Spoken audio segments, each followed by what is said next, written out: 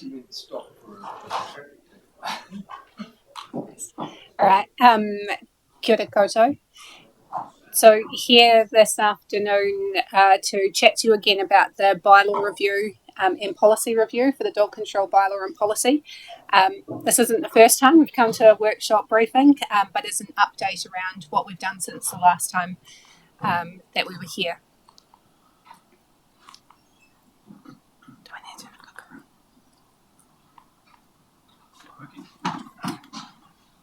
Is it on? I don't know. Apologies, technical difficulties. Yeah, thank you, Grayson. Last briefing, 29th of January, presented the new look draft policy and bylaw. It was a new look only, contained the same information that it did in the current policy, and sought feedback from elected members around what you wanted to see in this policy review and bylaw review. And so since then, using the comments and the feedback that you provided during that workshop briefing, I've drafted it into now the new proposed changes, and we're going to look at those today. We're also then going to talk about the next steps. So today, what is the question we're asking? It is, do you feel, so at the end of this, it'll be, do you feel sufficiently informed about the review and the process that we've gone through, and do you have enough information to support you during the consultation period, which is the next step? So yeah, so know what we've done, just talked about that, what we're doing, so that's about the changes being put into the now new proposed drafts, and the what's next. Next week at around the council table, there will be a report where we're seeking council's agreement to go out to consult on these proposed changes. So just noting that agenda is likely to go out today. So recap, just quickly, every council needs to have a dog control policy and then a bylaw to enforce it. The Dog Control Act tells us so. The Dog Control Act sets out the national rules that apply and sets out the enforcement framework that councils can use. And the dog control policy and the dog control bylaw set the local rules and the way that we apply those. Our bylaw was last reviewed in 2015. We're on the 10-year review cycle, which means it needs to be done 2025. That time frame is by August 2025. And as I said earlier, we've received your feedback already, and so today is more about showing you how we've incorporated that feedback into now the drafts. And then just a note there, whether any changes are made, so despite whether there are any proposed changes to the bylaw and policy, it still needs to go out for public consultation, even if we were to just roll over the current bylaw and policy. That's in relation to the policy. On the 29th of January, I said that we would do some pre-engagement and go out to the community, ask for feedback. Some of that feedback was solicited based on the feedback that you'd provided during that workshop briefing.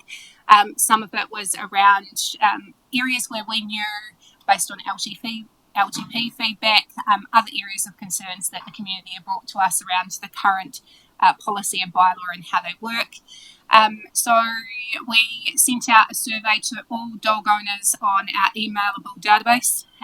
It was a survey that asked a range of different questions, from whether they agreed with the dog exercise areas, which included walking your dogs in town, the different parks and reserves and areas that we have, leashed and unleashed areas.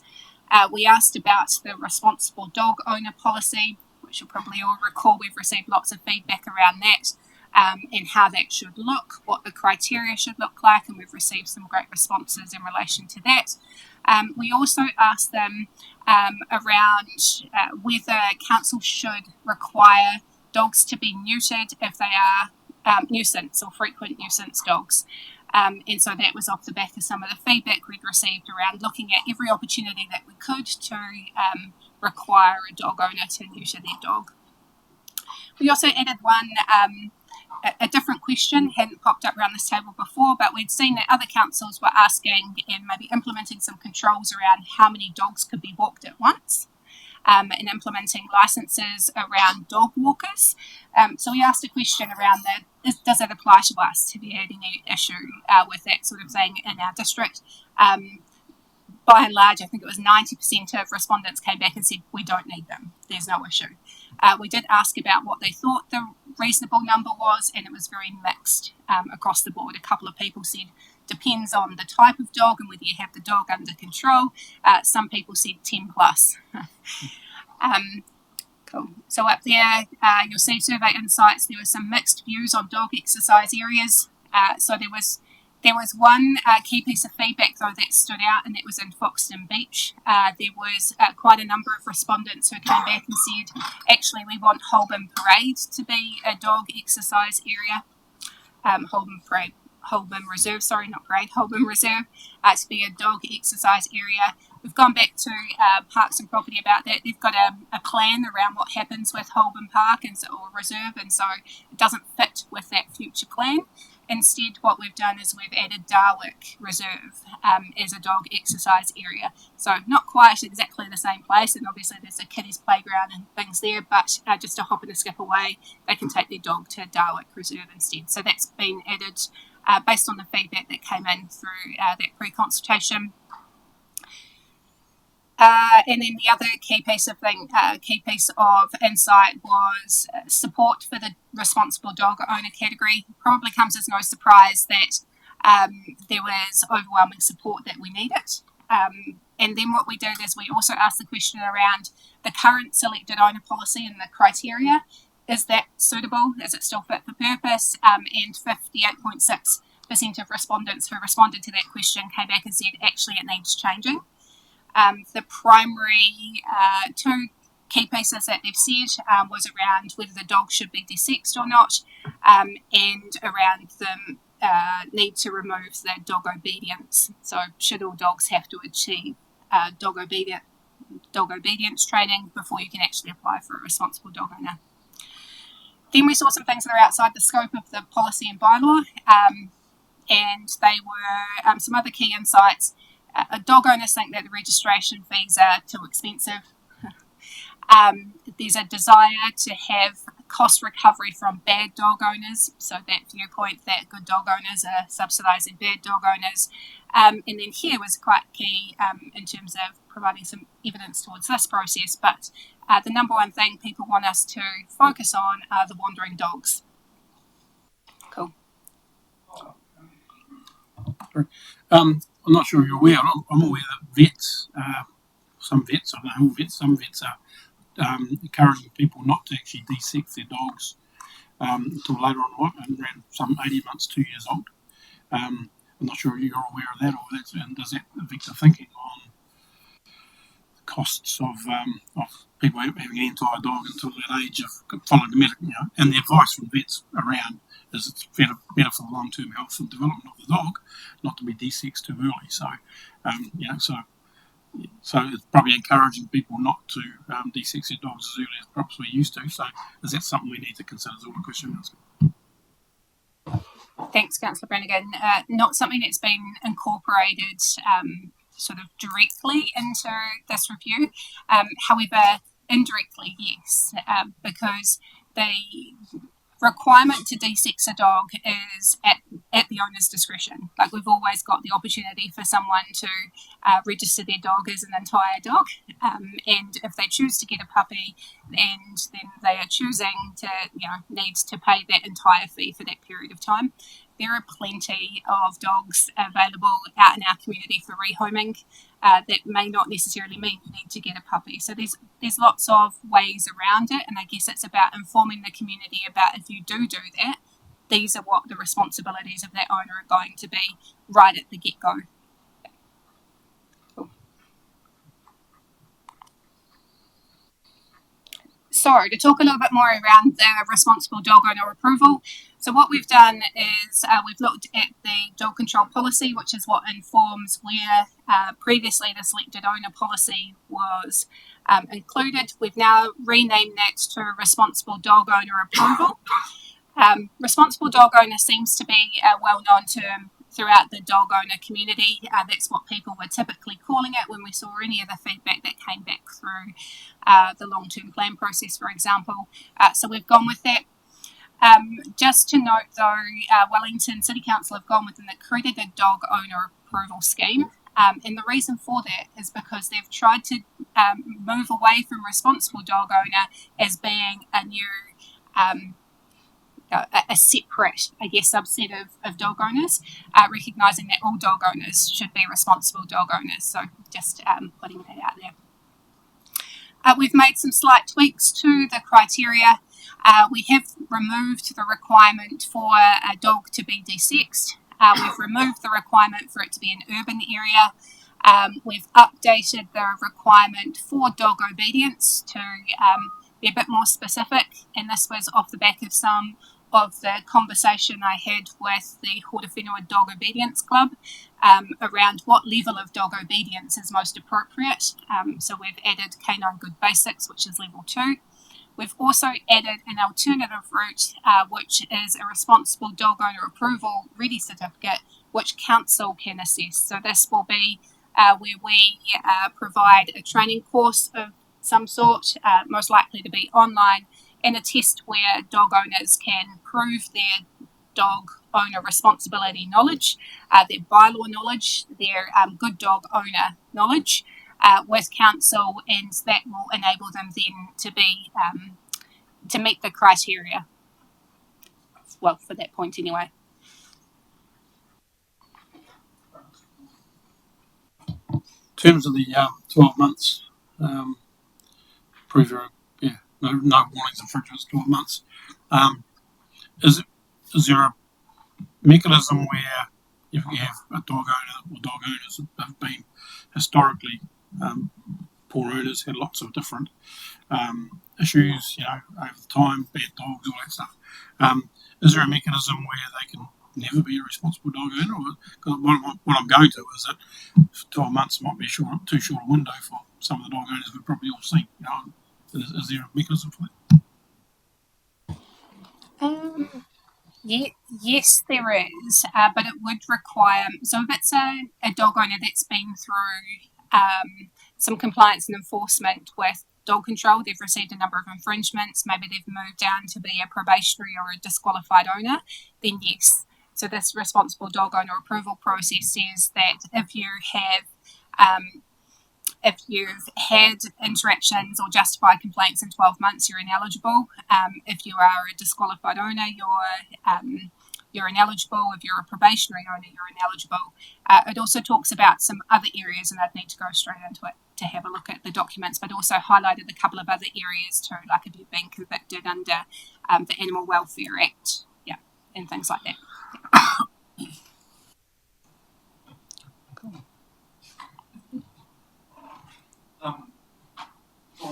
In terms of your comment about that pre-consultation and the fact that those responsible dog owners didn't like the fact that they needed to go to an obedience class, I wondered, would there be any consideration given to maybe different levels of responsible dog ownership, so that those that did do the obedience class things, had some compensation in space in that, compared to those that didn't? I'm just conscious that there will be some owners out there who think, well, I've gone this extra step, but I'm not getting any recognition for having gone that extra step. That's all. Thanks, Bernie. So definitely was considered as part of the review. It's not been put as a proposed change into the RDOA process or into the policy and bylaw. That's because we had also asked during that pre-engagement a couple of questions around where we've currently got a greyhound racing and a kennel club specific category, which recognises that they're not selected owners currently, but not responsible dog owners, but they fit into a different category. We asked some questions around whether that criteria should actually be the same as a responsible dog owner, and majority of the respondents came back and said it should all be the same. We should have the same rules that should apply. But that said, this is going to go out for community consultation. We might get some feedback that comes back suggesting that, and it might need to come back to the table to actually make those decisions, or to the hearings committee. I guess my question really is around, like, say, the working dogs and farm dogs. You know, if you're a reasonable size operation, you've got, say, 10 or 12 of them. It's hard to imagine this is going to dovetail into some of those sort of farmers' thoughts. So what would you suggest around that stuff? Thanks, Councillor Olsen. So the categories that are set up for dog registration categories actually has one there for stock dogs and working dogs. We've also got a stock dog multi-dog, so you've got 4 or more dogs, and so that fee is cheaper anyway. Yeah. I guess what I mean. So you wouldn't need to necessarily meet it like that, yeah.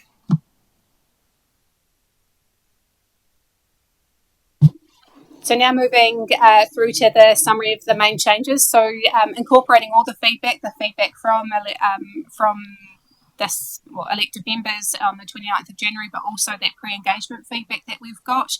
The changes that are proposed are some new sections added to add further control for wandering nuisance dogs. So we've added 3 new sections there. One is the requirement to neuter dogs that are frequently wandering. 2 is, like with any good policy, we should have a way for owners who might have received that instruction to object, and so we've added a section around objections. And then, like similar to the Dog Control Act, we've also added an effects of that requirement to neuter. So what does it mean for people? And that's to, one, feed into the feedback that we received from the dog owners around the do something about the wandering dogs. Like, this will help us to add an additional control to, that there are studies that show that dogs that aren't de-sexed, dogs that are in season, for example, will attract a male dog from kilometres away. And so this will help us to control the wandering that we have. Is it relevant to registered dogs or all dogs? Because is it a different process for a dog that's not registered in our system? It's for all dogs. So that's so the dog control bylaw and policy apply to all dogs. So if it gets picked up by animal control and it goes through the same process, they'll be treated exactly the same. If it's an unregistered dog, there'll be some other infringements that will go along with that. At a minimum, the requirement to register their dog. What else? We've done some changes to definition. So disability assist, we've made that direct link to what it says in the Dog Control Act. Working dog, again, made a direct link to what it says in the Dog Control Act. We've added the definition for leash, and we've also added the definition for the Act. So wherever we refer to the Act, it's really clear that it's the Dog Control Act. As I spoke about last workshop briefing, we've removed the requirement for a sworn affidavit relating to menacing dog classifications. That's to make it easier through the process for animal control to manage getting it, taking further enforcement action. We've added a new control for managing female dogs in season from public places. And we've done some editorial changes throughout. And if you've had a look at those track changes, you'll see lots of read through there. Some of them are around editorial changes. One to update, it could be to update spelling. It could be to reformat it to make it a little bit more plain English or plain language for people to understand. So, next steps. Actually, I think this is probably the wrong way around. So just going back to those questions at the beginning, do you feel sufficiently informed about the review process, and do you have enough information to support you during the consultation period? I guess this is now me going, so this isn't the first time around the table. We came last time and we said this is what it looks like, this is what we're looking at doing. We got some feedback, some great feedback. We've put that now into proposed changes. We're ready now to take it to the next step, which is out for public consultation to hear what our community has to say about this policy and bylaw. And this is what that looks like. So I'm here today, updated draft bylaw or track changes to a workshop. Did say early March and probably like a week late for that, but we're in March, yay. A final draft for community consultation, seeking approval to consult with the community next week. So we're looking at this being around the table in the agenda, as I said, for next Wednesday.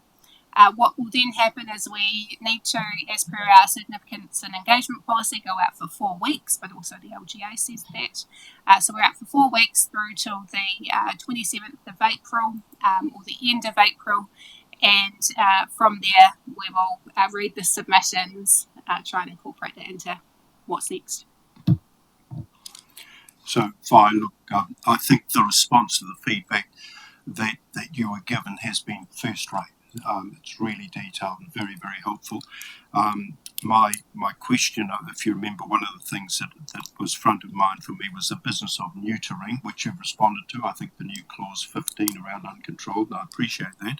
So it's more the general question, and it's a question around have we exhausted all possibilities with this consultation document around our right to neuter under the legislation? Are there other opportunities? And I'm not seeking it for this occasion because, we need to get this out. But are there any other opportunities that could be realised in the future under the legend? Thank you, Deputy Mayor Allen. So I have looked through so Section 20 of the Dog Control Act sets out what we can put into a dog control bylaw. And I've gone through line by line in that section to see what we can do.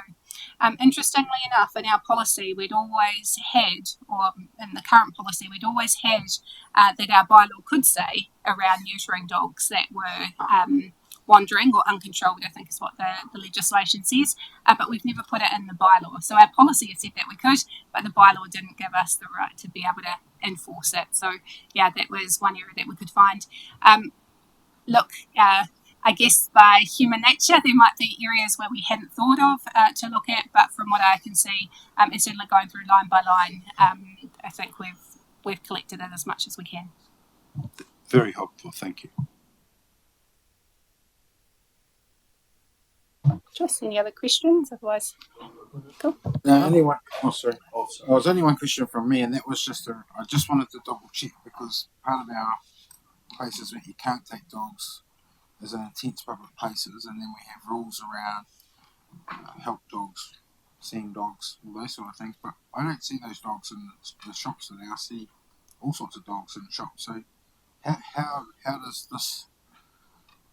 does this relate? So I'll give you an example. I'm not allowed to walk my registered dog through town during day, but I can see 6 shops uptown where there's dogs sitting inside the shop while people are eating food. Yeah, how does that work? Thanks, Councillor Tamihana. So I guess maybe just two points. So you're right. Currently in the dog exercise area or the prohibited areas, the main street during shop trading hours are prohibited. So if they were out on the street, absolutely, they're not allowed to be. But in the shop itself is not on the street. And so I guess the second point would be, yes, they've had to get it there. Don't know how they got it there, but we can control the public place. So that's the street. If they're out and about on the street, absolutely, we can do something.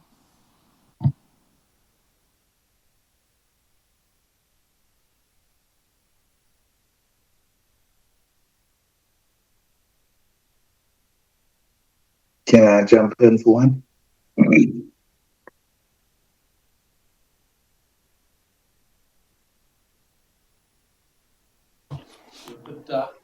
Sorry, Councillor Boyle. Yeah, all yours. That's all right. I just want to know, so we're going to consultation with this vaguely. What have we done any projections on what the actual numbers will be in terms of the fee increase for people who don't want to do an online quiz in terms of getting this certificate, if it ends up being an online quiz? Just if we're giving a 20% discount, say with this, are we then putting a 20% increase on everybody who just doesn't want to interact with council and go through this process? Thanks for the question, Councillor Boyle. No, we haven't done any projections at this point. I think right now we're in the space of gathering feedback from the community. I think once we get to the point where we've got, let's say, an overwhelming response that suggests that we need to go with that, then it would be prudent to look at doing some sort of projections, even if it is back of the smoke packet.